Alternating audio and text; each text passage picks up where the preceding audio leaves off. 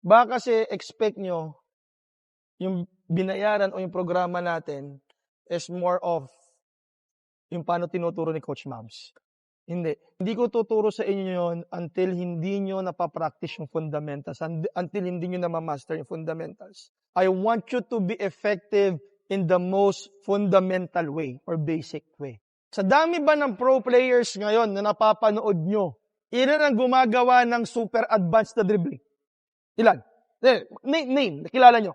Kyrie Irving, Kit Jimenez, which is Terence Romeo, Stanley Pringle. Ilan players yun na pangalanan nyo sa akin? 4 out of ilang players, NBA, pati PBA, pati pro players natin dito sa bansa? 4 lang ang binigay nyo sa akin? Kasama pa si Kyrie Irving?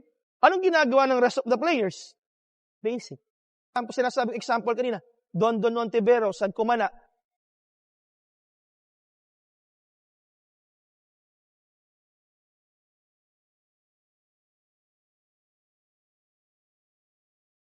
Kumita ng milyon.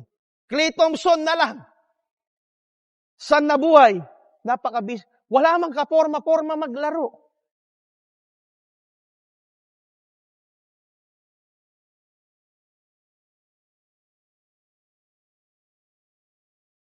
Pero may score na 60 points.